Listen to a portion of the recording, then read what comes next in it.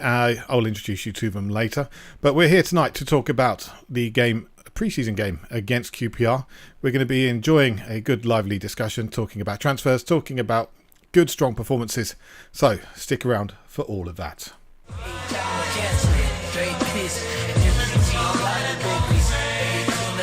History in the lane, they call it White Hart fame. Kids so crisp, blue and white, we claim the game. Legends on the pitch, you know the names, feel the flame. From Greaves to Kane, the pride is all the same. So here we are, let's get started. I've got two faces, or one face, and a single letter for us this evening. Austin, say hello. Hi. And how has your summer been? My summer has been very good, thank you very much. I've, well, can you call it a summer? That's possibly a misnomer. But I work on the basis that at nearly 72, I enjoy life because it may not be long left. And so let's not go there. God, dearie me. Oh, dearie me. What a start. Hey, how you doing? I'm good. Hopefully, I have a bit longer to live than Oh, we're all starting so morbid tonight. What's going on? It can't be the result from yesterday. It was good. What's good? So, who got to watch the match? It was good. I watched the match. I saw some of the highlights. I haven't watched the match yet. Okay, Austin, you watched the full game as much as you could on Spurs play, I'm guessing. Yeah, well, it cut off for about 10 minutes in the first half, didn't it?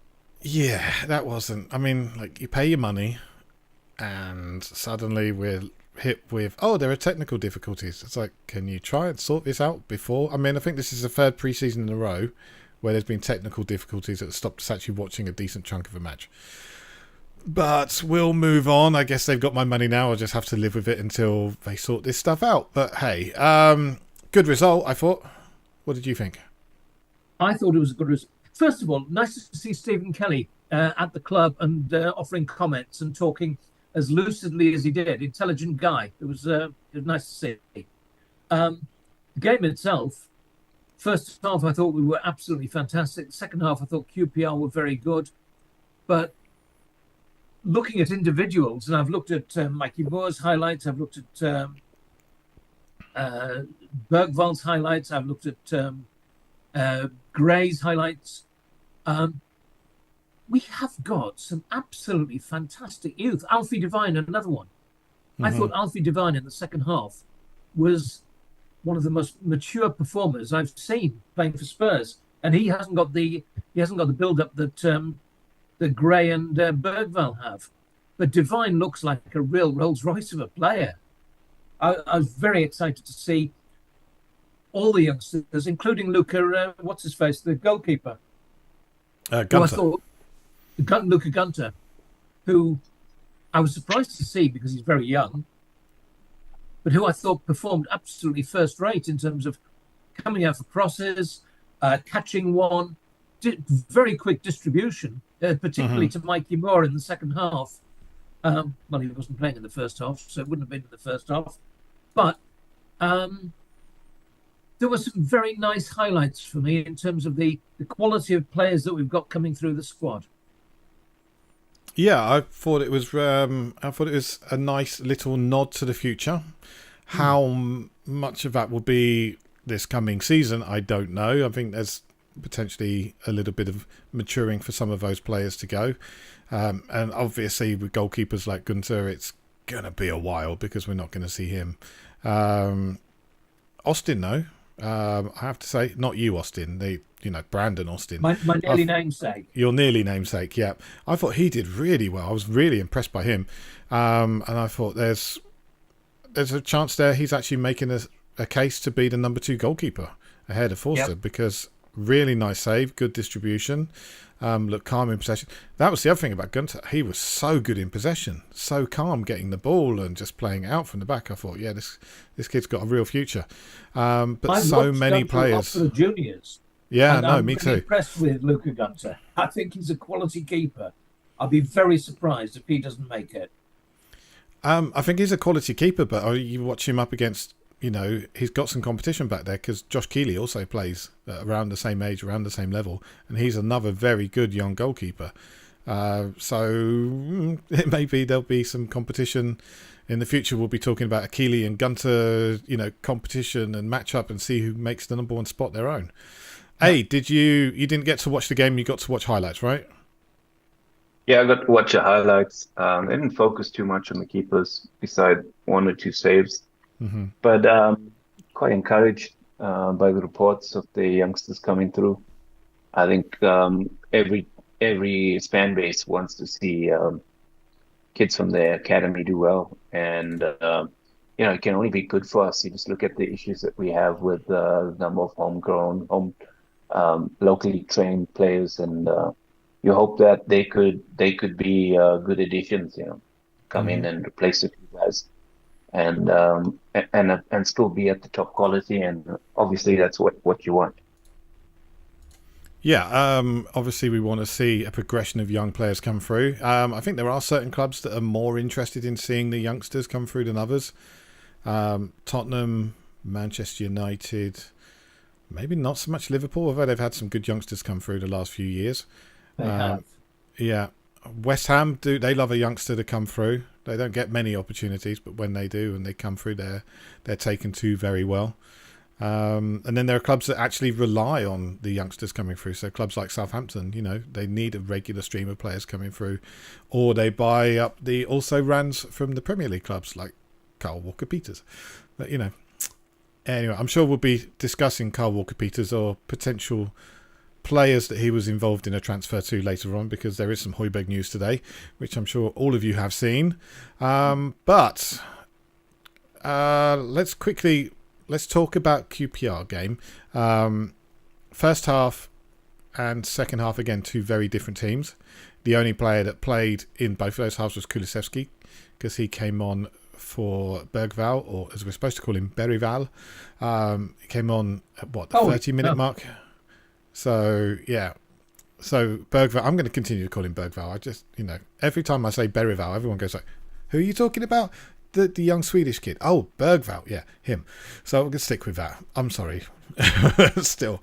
It's like Højbjerg and Højbjerg. Yeah. Yeah, I stick with Højbjerg. I'm mixed the two. Højbjerg. So, yeah. What can you do? But at least I'm not going to have that problem very soon. It's not going to be an issue.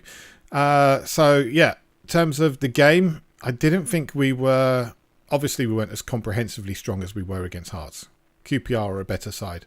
Again, I thought they played the ball out very nicely from the back at times. There was a few times where they hoofed it, but obviously they're looking to try and play football. And I think this might be an issue for our pre-season. It might be a bit of a weakness. We seem to have chosen to play sides that actually want to play football. We're not choosing sides that are going to put a low block against us and we have to try and break them down, which is what I thought the problem was last year. When we came up against a side who was willing to play football and let the game happen, we put up a really good showing and we did very well. But when they came to defend, if a team just came to defend and hit us on the break and they put in that low block, get men behind the ball, we found it very hard to break people down. And I don't think the teams I've seen so far, we're not actually set to go up against anyone like that, unless I'm very wrong. Taking that as a point, Stu, I thought that Kulusevski played 2 1-2s, one with Bissouma and one with, God, I can't remember who he played with in the previous match. They were outstanding flicks, and playing in the number 10, he actually looked like he could actually break the lines of teams that were defending deeply. Yeah, the other one you're talking about was when he combined with Maddison and Sonny. And Sonny had that chance. Yeah. So, yeah, I think everybody knows how much I like Kulusevski. I like Kulusevski quite a lot. I think he's got a big part to play. I know a lot of people are saying he's someone that they would potentially look to sell. But the guy's 24 years old. He's got the engine of a tractor motor. He just keeps going. And I think he's a fantastic player. So I would be very loath to sell him. It would have to be a big offer if we were going to even contemplate it. 60 million plus, I would have thought. And I don't. The club who seems to be mainly interested is Napoli, who of course are managed by our old manager Antonio Conte, or Tordo, as I've many seen times Villa referred to him. mentioned as well with regards to Kulusevski. Yeah, me too. But I think Villa are more interested in Gio. So, yeah, that one, again, I'm sure we'll be talking about later on, because I'm sure there's going to be a bit of transfer chat later on. Yeah, so I would be loath to sell him, but the problem is we are absolutely overloaded in central midfield, and I think centrally is where Kulu is going to end up. I'd like to see him playing centre forward, because I think he's got that ability. I think he's a fairly clinical finisher when he plays in that position, and I'd love to see a bit more of him there, getting lots of service from both wings, whether that's Sonny or Werner or Brennan Johnson. I think we do need some more competition on the right, though. We'll see how it goes. What are your thoughts ahead of the I think Sonny's got preseason? limited time in the team, to be quite honest. He I think does. they've got players that are much more able to go past people and deliver than Sonny. Much as I love Sonny, but I think he's coming towards the end of his career with the first team. Mm-hmm. There are links today to Yang Min Hyuk of Gangwon FC, who plays in exactly the same position as Sonny. Looks like a carbon copy of Sonny. Look him up if you can.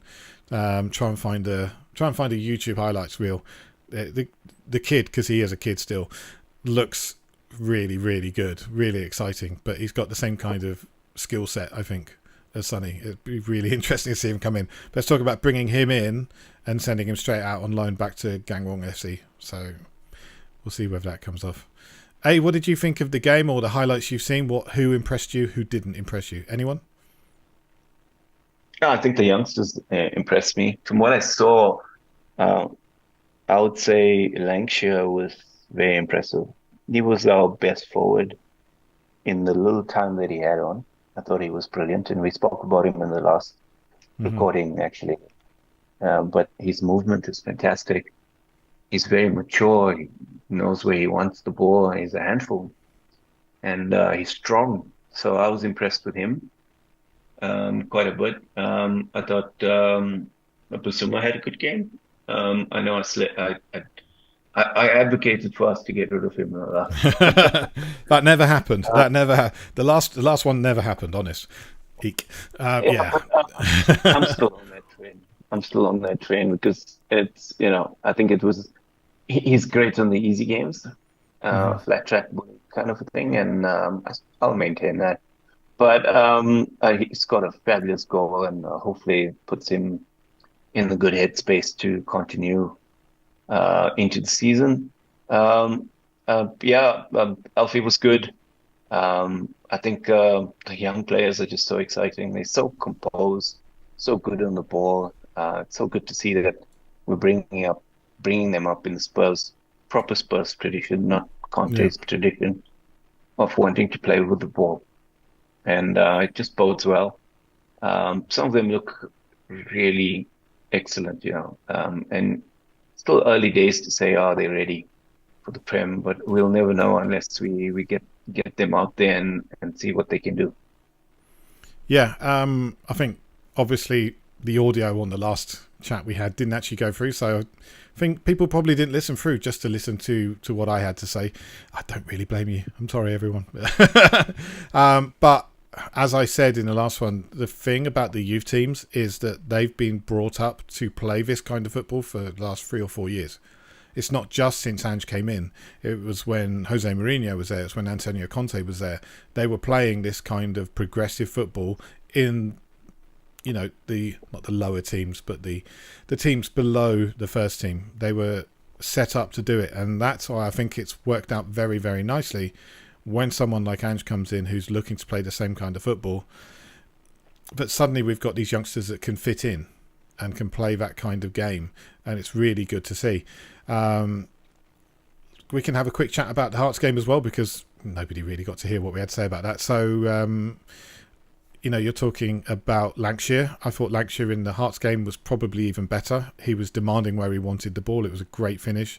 And he had a couple of other chances as well. You could see how hungry he is to get on the ball and get shots away. And that's one of the things I'd really like to see from a young forward. I'd love to see him holding the ball up a little bit more and bringing others into play, but I think that's something that will probably come with time. He He's reminds changed me my of someone he's changed my opinion of him in the last couple of games because whilst he scored a lot of goals for the juniors, I didn't think he was good enough to step up to the seniors, and I actually like the look of him now. So I think he's potentially on the periphery of the first team. Yeah, I he think he reminds is. me of that's number 9 playing at Bayern Munich. They've got a number 9. Anyone good? Yeah, Yeah, he used to be. He still used to might be. be, but Yeah, okay. but I think he still has it in him. Oh, the But old man with the back issue. with the back issue, yeah, The he back. reminds Oh, me of that him. guy. Okay. Yeah, no, I That can guy. see it. Yeah. Yeah, a little bit of him, a little bit of Shearer. Yeah, A little bit of both. That's not a bad combo. it's not a bad combo. To be fair, Kane Mm. was a little bit of Shearer himself. He was a little bit of Shearer, a little bit of Sheringham, wasn't he? Which Yeah. was absolutely not a bad combo because they were two of the best English forwards there have been over the last 30 years. Yeah, and he reminds me of them. I don't know if he's as cerebral because we haven't seen enough of him. Hmm. Um, but he does have a lot of traits. Okay. Austin, you weren't here to talk about the Hearts game. Was there anything else that popped out for you? No, I just love the performance of both Bergvall and Gray in both games. I rewatched the Gray highlights this afternoon from this game, and he did very little spectacular, but everything he did was absolutely spot on. He made some really well-timed tackles. He won his headers, and his headers didn't just go into space; they went to people. Yeah, I was a big fan of both his great uncle and his grandfather because they were both fantastic players before your time. a little But bit. when I heard that it was Eddie Gray's great nephew, and I've seen the YouTube pictures of him, I think, my God, we've got a player, and I think we've got a player. I think we've. I've been banging on about Mikey Moore, and I've been banging on about Jamie Donnelly. Jamie Donald. Yeah. But I actually think the 3 youngsters that are going to step up to the first team this year are Bergvall, Jones, and Alfie Devine, because they both look all the 3 of them look very, very mature players. Yeah, I think Bergvall, it's almost guaranteed to be part of the first team picture this year. Same thing with Gray. Sorry about that. Oh, yeah. That's not a couple on me. Yeah, because they've been brought in. Somebody talk for a minute. Yeah, yeah. I think Bugbo just oozes class, as does Gray. The thing I like about Gray the most is that he seems to have time on the ball. Everything he does, and it's the same with Bugbo. He just has so much extra time, more time than other people in the same position, and he makes really good decisions. And they both play way beyond their years. And they're both And confident. They both sort of receive the ball and look assured on the ball. I saw Bergvall. He was closing someone down on yesterday, and he pointed to Sonny, and he was saying, "Go and mark him." And I thought, that's your captain. I thought you're telling him where to go, and that reminded me of Harry Kane in an early game when he was telling Adebayor to go and mark someone, and he closed someone down. I thought that's the attitude you want. You want a youngster who's willing to take control, and all 3 of those youngsters that played yesterday looked assured and competent and capable of taking control. I think the thing that was interesting about players like Bergvall, Devine, Gray, they've all played football now. They've all played men's football. So, Gray's played for Leeds an entire season and a bit because he was actually playing, I think he was playing back end of their Premier League season. Just a few games. Bergvall's been playing an entire season for Djurgårdens. And Devine was on loan. And yeah, as a full international, they wanted to get him in there as quickly as possible. And Divine played for Plymouth, and who else was it? Was it Oxford or something like that last season? So yeah, but I mean, he looked good there. He probably looked better there than he did at Plymouth. But Divine really, who was it? Was it Port Vale? Port Vale. There you go. Yeah, that was it. I thought Divine looked really good. I mean, I've always seen him as more of an attacking player, but he was dropping into the sixth position and passing the ball out nicely and combining. I thought that was really nice to see. I'm kind of looking forward to the point where we get to see Gray, Bergval, and one other together in that midfield, because I think the combinations from those. One of the things I really liked about Gray is he picks out passes at angles that you wouldn't expect. Like just little round the pockets kind of passes, and I didn't see that, and I'm watching it on the telly. How did you get to see it where you are? So he's a brave player as well. He will take the ball in positions where he's got players on him. He is not afraid to take hold of the ball in a pressurised situation and pass it off to someone else, so that there's a chance of keeping and moving it out. He's a really, really good player, and I think players that come from football dynasties, if they've been trained right from the start and they've already got the right mental attitude, that really stands them well. You can tell someone I saw a comment from one of the professional footballers in the championship last year that said, "What's the point of even pressing Gray? Because he's able to receive the ball and turn and just get away so easily." There was so there's two things for me, Stuart. Yep. They don't have baggage. They play with the exuberance of youth. Yeah. And I think sometimes players get worn down by everything happening with Spurs. Spurs is always a circus. Something's going on, and it has an effect. And the second thing is, I think from Ange's point of view, I don't think he wants somebody who's a 6 and somebody who's an 8 and somebody who's a 10. I think he wants guys that can seamlessly fit into each role and change, so seamlessly that you give the opposition a serious headache about not knowing who to pick up, because these teams that do play the low block, they generally instructed to say, okay, you go and get him in this position. And this is the space that you're playing in, and this is who you're going to close down. And if those players interchange, that gives them a hell of a problem. Yeah. So I think these players are being groomed in a way that's going to make it harder for people to just stifle by sort of negative football tactics. Mm-hmm. Yeah, it's going to be harder if we've got some movement of players interchanging. It's going to be harder if there's confidence in the side. And I think one of the things we're going to be using this pre-season for is just to build that confidence again, because we obviously had a lack of confidence at certain points last season. After the injuries, after the suspensions, people just didn't seem as though they were confident in what they're doing, and it took a while to get that back into their game. And I think towards the end of the season, we were starting to see that again. But for a long period. You're going to see people who didn't keep the faith, if you like, being slowly moved out, because he's looking for people, and he said this from the start, that's going to be playing the way he wants them to play. No matter the circumstances, no matter the pressure, and he can handle that. What he can't handle is people not playing the way he wants them to play because of the pressure or the situation. And I think you're going to see those changes coming.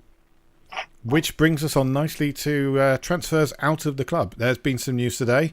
Pierre-Emile Højbjerg is going to be leaving the club. He's going apparently on loan to Marseille with an obligation to buy at about 20 million euros, which is 17 million pounds. So somehow we've managed to get Højbjerg in for 15 million pounds if you total the total package, play him for 3 seasons, and then sell him on to make a profit. That's not bad going, I think. Very good. And thank you to Højbjerg. He was there during some tough times, and often he would be the person we'd look forward to. bringing us forward and doing stuff. And I know he hasn't fitted into the system or done exactly what the supporters may have wanted him to do, but he's a guy that's always represented the club well. And I just wish him the best, nothing else.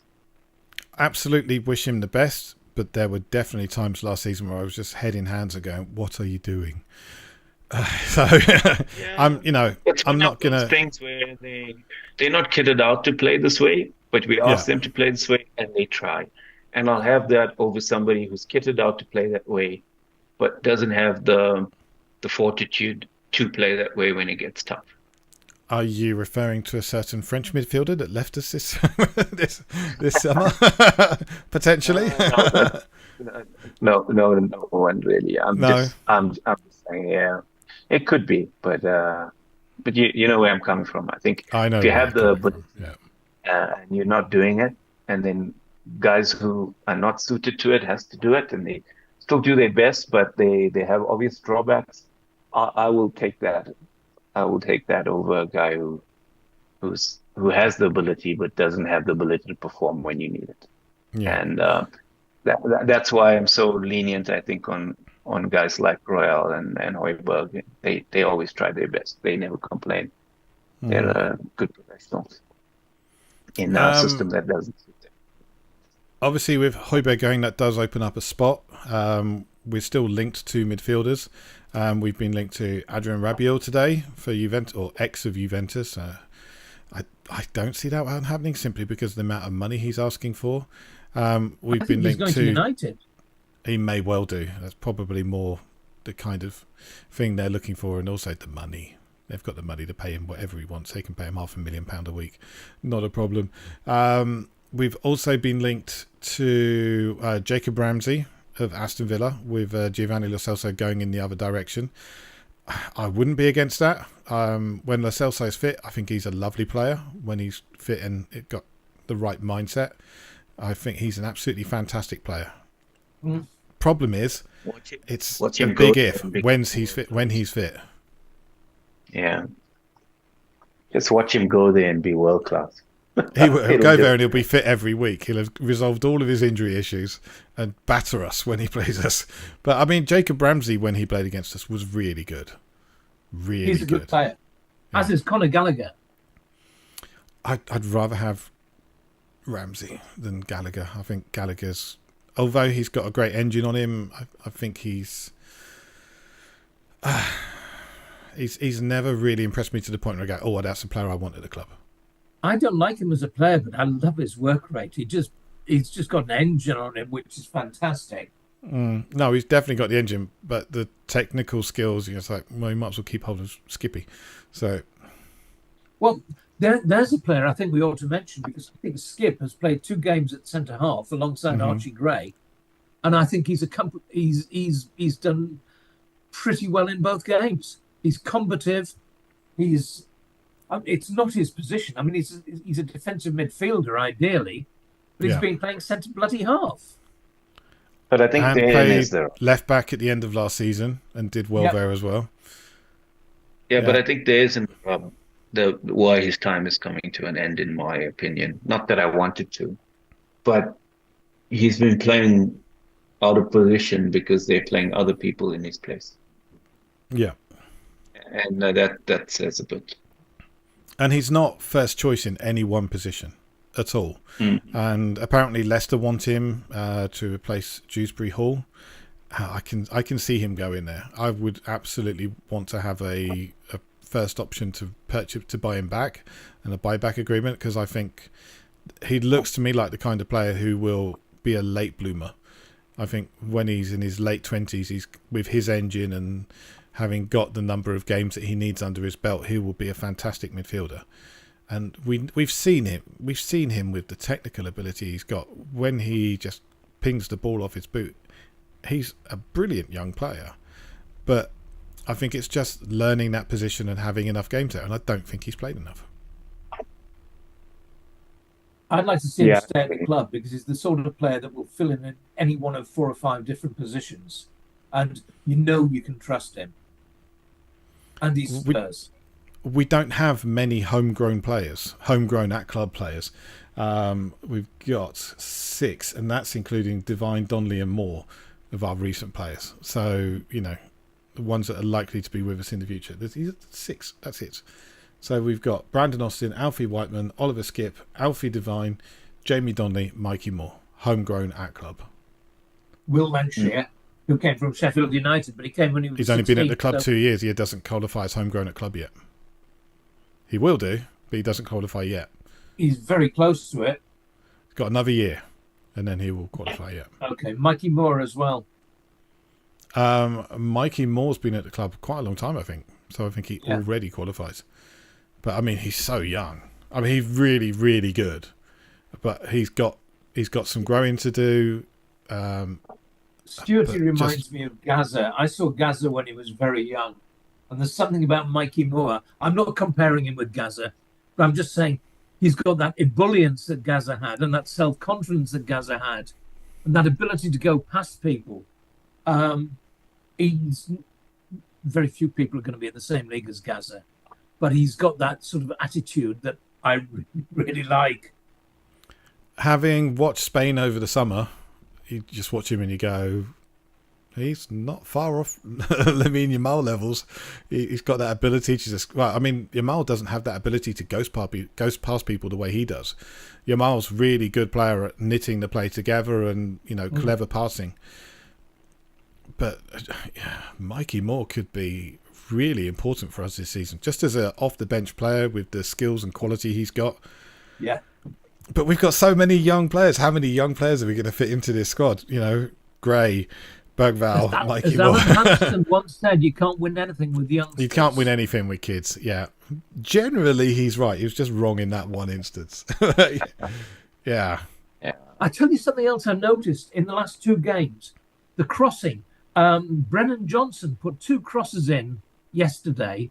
Mm-hmm. They were absolutely first rate. Son got on the end of one and failed to beat the keeper. I think Son deflected it, the second one, from someone else that was coming in behind, maybe Werner. Mikey Moore put in a cross with the outside of his right foot for Scarlett. Timo Werner put in a couple of really good crosses. It looks like we're being told to cross early from the byline. And I think it's good to have the extra option because we've been so used to seeing the players go to the byline and cut it back into the box. Yeah. Or ping it right across the box itself and see where it goes. It's good just to have that option of putting it into the mixer so that somebody can attack it. But so few goals are actually scored from crosses that it's an option, but we don't really have a striker at the moment that really attacks the ball that way, apart from Richarlison, who may be out of the club by the end of the summer. We'll see what happens there. Apparently he's now interested in going to Saudi Arabia, and we're interested in selling him because we get our money back. Yeah, I think the 2 options of crosses worked better for us because you can. I think last season we missed a lot because the striker went early and then the ball was pulled back. Whereas this time he might get onto the ball, but then equally, if the ball's pulled back, we seem to be getting a few more players in late runs. And so you almost like, yes, it's a low percentage, but now we're doubling the chances. That's the way I look at it. Also, when you think we did score goals from crosses, Scarlett scored from Mikey Moore's cross. Mikey Moore's, yeah. Brennan Johnson. That was a low. That was one of those low ones cut across the box. It's the one I was talking about earlier. Yeah. Brennan Johnson scored from a low cross from Werner, I think. Yeah. I think if we had 3 different forwards playing, we had Lancashire, we had Scarlett, and we had Veliz. Mm-hmm. None of them were on the Sonny. pitch. And Sonny, I don't class Sonny as a striker. Not in striker terms. Classical striker. Sonny is an all-round player who happens to do well at times as a striker. But if we had a striker, I think he'd be on the end of those crosses on a regular basis. I mean, I just think he would. And I'd like to see Solanke at the club, but that's moving on to the next Solanke. stage. Yeah, we Incomings. have been linked with him. We've been linked with a lot of players over the summer. Let's see. I've got a list. I've got 38 linked players. 38. And we just go through the forwards. Tammy Abraham. I don't see that happening. No. Dominic Solanke. It's a possibility. It's not one I'd be majorly into. Santiago Jimenez. Don't know him. Well, he's the Feyenoord He's guy. playing in Holland, isn't he? Yeah. He's all right. Not a huge fan. Albert Gudmundsson. Plays for Genoa. Don't know him. No, I've seen a few bits and pieces. Yeah, I've seen a few bits and pieces. He seems more like a player who will kind of drop back and knit the play together than someone that's really going for it up front. The player that probably does fit our needs but won't fit our requirements in terms of actually being a genuinely good person is Ivan Toney. So Yeah. I'm sure he's absolutely lovely, but he's got some baggage that comes with him. So, and some of the stuff he said in the press, like as soon as he came back, he was immediately talking to the press about leaving for a bigger club. And I'm like, come on, Brentford have just supported you for the last 9 months, and this is what you're giving them after that. I didn't think that was very cool. As a player alone, he'd be ideal because if you're just talking player, yeah. But I think yes, you're right. You're right. As a human being, I'm not sure about it. Ange has said so many times it's not just about what you can do on the pitch, it's about the person you are off the pitch as well. Anthony Martial. No. I really hope not. I really hope not. Mohamed Amora of Union Saint-Gilloise. I've never seen him. Heard the name, seen some highlights. I have no idea. He looks fast. He looks fast. That's all I can say. Federico Chiesa. Can play up front, but also plays left and has major injuries problems over the last 2 years. So I like him so much. He's such a good player, but the injury record is atrocious. Injury record is atrocious. It's the same reason why, personally, I would not be particularly happy with seeing Neto at the club. There's just too much concern about his injury records and the problems he's had. So for me, I wouldn't really be going for him. But yeah. Also, of course, Jonathan David, who plays for Lille. So Very good player, big price tag.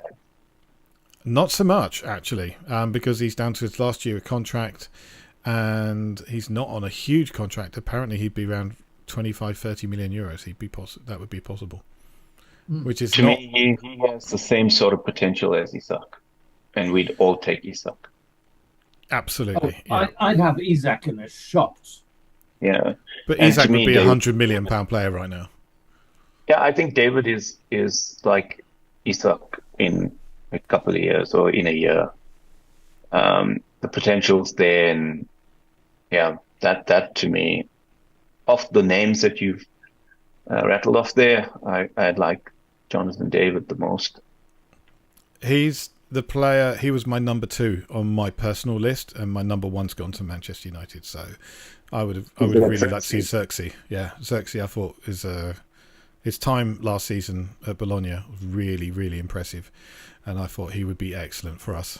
But unfortunately, others got him before us. My favourite is Solanke. He's got pace. He's got brilliant heading ability, and I just think he's a natural striker. He's been good at Bournemouth in an average team. He failed at Liverpool when he came through. I think he'd fit in with us absolutely brilliantly, and he's English.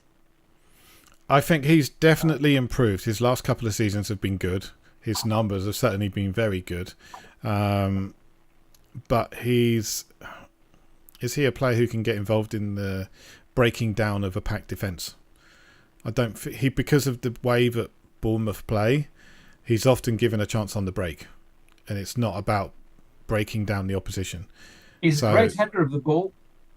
He is a great header of the ball, and his goal scoring numbers have been very strong the last couple of seasons. But before that, they were very poor. So maybe he's just come into his own, and I don't know. I'm glad I'm not the manager of the club, because just making a decision on spending £40 million Stu, would when blow it my comes mind. to purchases, we haven't made a bad purchase since Ange and Paratici came to the club. Bentancur, Paratici. Since Kulusevski. Paratici came in, I'm pretty sure Gill was a Paratici purchase. Brian Hill. He might have been. He might have And been. what about Richarlison? Richarlison was definitely a Paratici, or during Paratici's time, certainly. But I'm not sure how much of that you can lay at his door, because we looked at the numbers before. Richarlison looked like a good option. Big money, but if it had paid off, we'd have all been going, yeah, that was great. So, yeah. And I've actually got no complaints about Richarlison, because he did score goals last year, and his work ethos was fantastic. And It's his fitness level. as a club player, he was very, very good. I just happen not to like him for whatever reason. I don't know what it is, but I don't like him. It's just his fitness levels. It's the only thing. If he could stay fit, he'd be absolutely not a problem. If he could stay fit and regularly do what he was doing last season, when he was fit, we had that run of 9 games where he was scoring regularly. Fantastic. And his link-up play is really nice. So I think for me it's 2 things. It's fitness and it's drama. It seems like he brings drama with him. Yeah, there was a bit of drama around it, but then there'll be drama around Ivan Toney as well. So, yeah. But with Solanke, I'm just wary. I think he had a brilliant season, and he did play very well. Just like for me, I feel like he's one of those guys that will have a good season now and then, but not be consistent. And I don't know. That's just something nagging me. That's it. There's no rationale to it. So I can see where Austin's coming from, but I do think David's the one for me. There's always that concern. Like he's a Michu. He comes in, he has 2 good seasons, and is never heard from again. You know. So, is he one of those? I'm not sure. Whoever Ange wants, I run with. Whoever Ange wants. Basically, at the end of the day, whoever Ange wants to bring in, I'm absolutely fine with. And I would not be surprised if some completely way out player who I've never heard of before today, like Yang Min Hyuk, never heard of him. If we just sign 2 or 3 players like that who I've never heard of, and they come in and they impress, I'm okay with it. I'm good with it. It's absolutely fine. Yeah, I think he has a good handle on the Asian talent.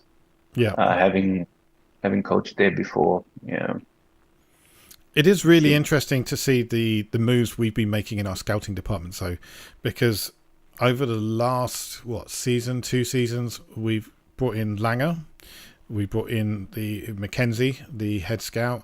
We brought in the youth guy from Southampton. We then brought in his colleague from Southampton who did the level above him.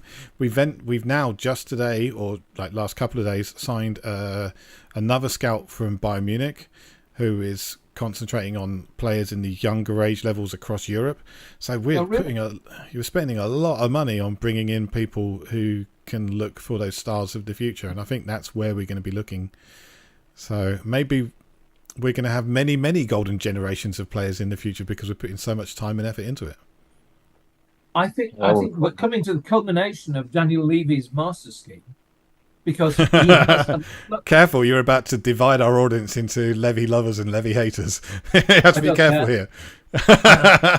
I don't care. I think Daniel Levy has actually turned our club into a very, very good business that also happens to be a very good football club. And I think he's learned from his mistakes, and I think we're coming to the top of the pyramid. And I'm, funnily enough, Oz the optimist, as everyone knows. And I'm very optimistic at the moment. I think we're in a very exciting time. And we haven't mentioned one player that I think we should mention, and that was Jed Spence, who I thought was superb in both games, both against Hearts and against QPR. And he got fouled so many times against QPR, and I don't think he won one foul. He got Yeah, you one mentioned when that. he was pulled back up around their corner area just after he nutmegged their guy, which was Right. a very nice little piece of play. He's got a lovely touch, and I don't think there's ever been a question about his ability, whether it's defensive ability, whether it's going forward, whether it's about his ability to put in the hard yards on the actual pitch when the game is being played. It's about things like timekeeping. It's about turning up on time. It's about having the right attitude towards training. And that has been the complaint that we've heard about him so many times over the last couple of seasons since he joined us. And it's what we were warned about before. I think Warnock said to him, you're either going to be one of the world's best right backs or you're going to be playing in non-league in 5 years' time. So it could still go either way. I'm hoping that in a few years' time, Genoa fans will be absolutely kicking themselves because they didn't purchase him, the same way that Nottingham Forest fans were kicking themselves because they didn't purchase Bell when they had the chance for 5 million. I think he's a really good player, and I really, really hope he's turned the corner in terms of his attitude towards training and timeliness, because I get the feeling Ange takes that stuff very, very seriously. I'm sure. I just thought his drive in both games that we've played was such. His physicality, his ability, his touch, and his attitude to the game was absolutely outstanding. Goal and assist against Hearts. You can't complain about that. No, absolutely not.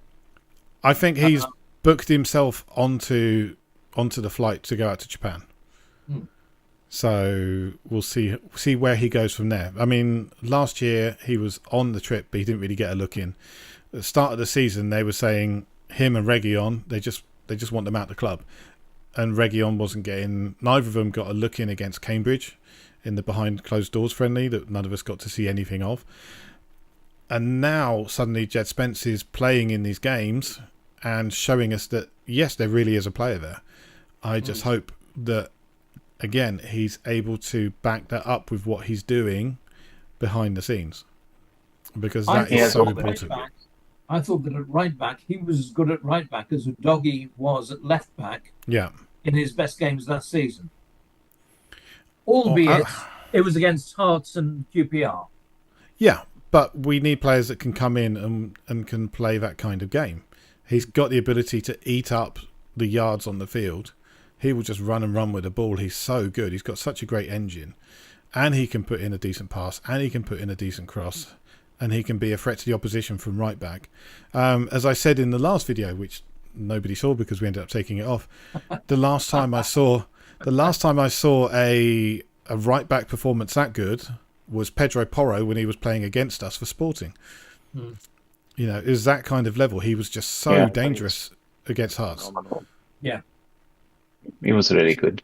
Yeah, I started a thread on CADS earlier in the summer saying if Reguilon and Spence could get their act in order, how much money could they save us? Because I think Reguilon, at the same time, there's a very good player in there who's got a great engine, who's technically very good. There is no reason why he shouldn't be able to play the inverted fullback role, but it's clearly not working between him and Ange for some reason. But if they could just resolve their issues, it could save us an awful lot of money and give us a chance to concentrate elsewhere. But at the moment, it looks like we're looking at players like Bradley Locco from Brest. Not too many. Well, Cambiasso as well from Juventus we've been linked to. There's not a huge number of really good quality left backs or inverted left backs that can step up the way we want to. So we'll see where it goes. We'll see where it takes us. Spence would be amazing. If he could put it together, he'll solve so many problems for us. We can probably concentrate. Because he is such a good He's quality also player. better defensively than Pedro Porro. Because Porro isn't a defender. But Porro's improved massively defensively. he has, but Jed Spence, there was one move yesterday where they broke through and Spence was miles behind. Yeah. And he sprinted back and made the block. And I thought, you're really working for your place. I was just so impressed with him. Yeah. There was a stat released today. Pedro Porro blocked crosses more than any other defender in the league last season. Oh, really? Yeah. So, not sure about how good he was at heading balls away when they were pumped towards the far post, because that was definitely an issue of his at the start of last season, start of last preseason anyway, and had me very, very scared. But he turned me around. I remember the Man United game at the first game of the season, or second game of the season, I think it was last year. And I was in the south of France, and I was with my son-in-law. And I said, every time they bloody attack down the left-hand side, they look like they're going to score. And Porro was playing right back, obviously. Yeah. And we won the game 2-0, I seem to remember. But scared the blooming life out of me defensively. He really did. He had a few games like that at the start, but he very quickly got it sorted out. I mean, that was a good fun game. I enjoyed that one. Yeah. So, don't get me wrong. I like Porro. I want Porro in the club. But he has given me palpitations of the old ticker. But I think I think it's a brilliant example of good coaching and a player willing to take on board what the coaches say. I think Porro is very coachable. He seems like a guy who takes it on board. He doesn't throw a hissy fit, and he tries to improve himself. And he comes over as being a good guy. It's nice to have people at the club that you think, I like him. I want my players to be likable. I want them to be animals when they want to be, but I like my players to be nice people. And Porro comes over as being a really, really good guy, a good club man. I like my players like Eric Lamela. I want them to be absolute darling, sweet angels off the pitch, but when they're on the pitch, they're absolute mean bastards to the opposition, because that boy had a dark side. I presume you like his compatriot then, Cutie. Actually, it's more Lo Celso. When Lo Celso and Lamela were playing together, they were just a danger to the opposition's ankles. It was great. It was great to watch. I mean, a number of times I sat there watching them hack lumps out of people and go, I shouldn't be enjoying this. This is not the kind of football, but go on, my boy. Yeah, that was an education for me, I'll be honest. You aren't from the East End by any chance, are you, Stuart? Sorry? You aren't from the East End by any chance, are you, Stuart? My mum is. My mum's from the East End. Yes, that explains a lot. Yeah, my mum is from the Cray era as well, so yeah. No, it's probably my Nordic roots coming through with a bit of hacking and slashing. But raping and pillaging. Hacking and slashing, we never did any of that. Maybe that might be why I've got Nordic roots from the old raping and pillaging. It's probably why you've got a live band from Lindisfarne. Yes, and we've now been demonetized, thank you. Not that we've ever been monetized, but never mind. Okay, so with everything going on, with everything we've seen, where are we still weak? Where do we still need to do work? I will present to you left-sided defender, right winger, and centre forward. That's about it. I think the organiser of our video chat is a bit dodgy, to be quite honest. We've had terrible sound problems recently. Holding my hands up. That's it. Left back. Striker. Left back and striker. I would like a dribbly winger. You wanted another number 6 as well, because you want Bissouma dumped out of the club. Yeah, that's 6 definitely. I want Bissouma to be a guy that has to work hard to get in the squad, or gone, and to create room for the youngsters. But those are my 6, 9 left back. Okay, and who would you bomb out of the club right now? Who would you be looking to sell as a priority? If we say Højbjerg's gone. Højbjerg's gone. I think Em would go, as much as I love him for the vibes, and he seems like a great guy. I think Emerson's got to go. Bissouma, I know it's a big call. I just don't see that for him. Not sure I can get on that train, I'm sorry. But I wouldn't be adverse to him staying as a squad number, but then you look at the youngsters coming up. Yeah. And I want to see more of Elfie Devine. I want to see more Bergvall. I want to see more of Gray. And, Gray's such a complete player. And he's got a great pass. He's press resistant. He has great technique. He's spatially aware. He's creative. That sounds like the sixth that Ange wants, isn't it? Yeah. Yeah, it does. That's everything When they you want. when you think about it, Archie Gray, he says he regards himself as a box-to-box midfielder. Last season he played right back for Leeds, and this season he's playing centre half for Spurs alongside Oliver Skipp, who is also more regarded as a defensive midfielder than a centre half. So I think we've got one or two players that have got the versatility to do lots of different jobs for the club. I think it's part of the development. I think Yeah. you put them at centre back to learn the defensive part of the game, the tackling, the tracking, the marking, and I think this is part of the plan because I think the club wants to see if they can fill in that six. I'd be I'd be quite surprised if they're not looking at that, really, really strongly, especially considering how many games Basuma did miss through injury, malaria, suspensions, red cards all over the shop, yellow cards.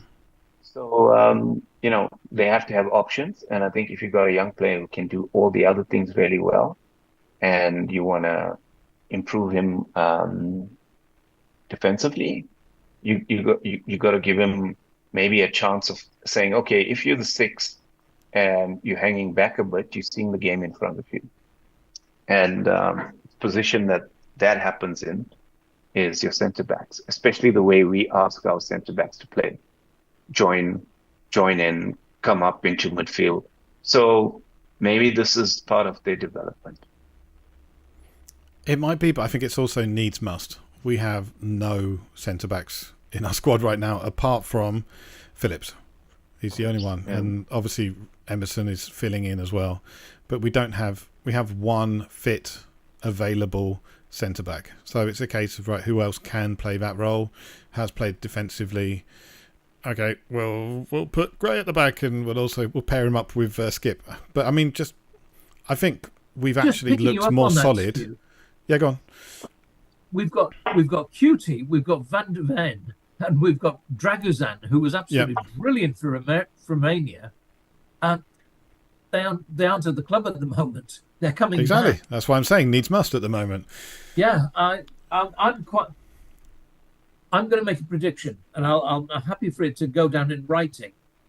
I think that we'll have a good season this season, but next season I think we're going to challenge for the Premiership, because I think the youngsters that we've got at the club are so good that we're going to be right up there. I think we need to step up this season. I think we need to be finishing in a Champions League place, or we are going to lose QT. Because the Sharks are already circling. I mean, I think potentially he is the number one central defender in the world right now. Yeah.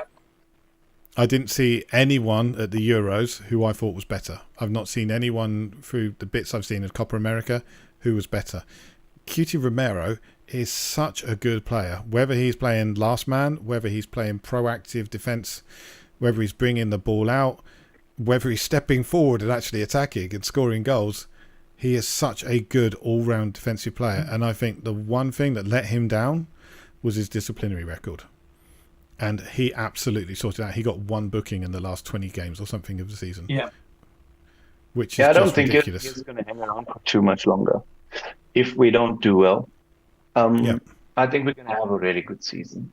I think Chelsea is going to be crap again. I think Liverpool going to struggle. I hope so. Freaking too many Liverpool people around me. And You need to talk to Panate. yeah, yeah. And I think United's going to be strong. I think Newcastle will have a better season. Fulham will be strong, and we'll be in the mix. Hopefully, some of these players can really step up, or maybe a year under Ange with stronger hamstrings and more confidence. We can do something, sustain that run for longer. I think Villa are not as strong as they were last season, just by selling Luis. I don't think they've replaced him. They've provided a little bit more strength and depth, but I don't think they're as good a side as they were last season. Manchester United, I think they missed an opportunity to change their manager and actually get themselves further forward. They've made a couple of big money signings. They made a couple of big money signings, but I really don't think their issue was the players. I think the issue was their manager. So for me, it's got to be he's got to go before they're going to step up. He's just the wrong guy at the club. Let's hope so. Yeah, let's hope so. Newcastle, unsure. I really don't know about Newcastle, and that's part of the problem, isn't it? They've got some really great players who can do good things on their day. But you've got to say they weren't too hot at times last season. They were letting a few too many goals, and they don't seem to have addressed those issues yet. I mean, they've signed one central defender, I think, and that's about all the work they've done. I think just not being in the Champions League, fewer games, they're going to be better. Yeah, agreed. That's but we have the opposite issue. We're going to have more games because we're in Europe, so. We'll see, but we need to flesh our squad out, which we've done a little bit of. There's still more players that need to come in. There's still players that need to go out.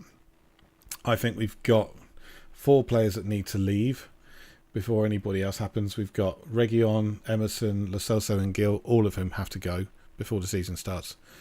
And I think we need to bring in 3 players as well. So there's work to be done. I know a lot of people are complaining because we haven't brought in players, but it's a season where there's Euros, a season where there's Copa America, and there's like, but now those are over, we can bring them in, and they could go on tour. Well, they're not going to go on tour because they're still on their holidays. These players are still on their holidays, and they won't be coming back until after the tour has started. So, the only reason why Dragoshin may be joining us is because he's voluntarily cut short his holiday to join up and get some time on the pitch, which is a nice little thing for him. I think it's a sign of how determined he is to make things work. Yeah, but the dragon. Yeah. But speaking of leaving, guys, I'm sorry, but it's quite late. Yeah, well, I think it's a good time for us to roll things out anyway. So thank you very much for joining us. We will be back after our first game in Japan, the day after, as always. Until then, come on, you Spurs. Stuart, thanks very much for hosting. And nice My to see pleasure. Take care, buddy. You. And you. Right. Cheers.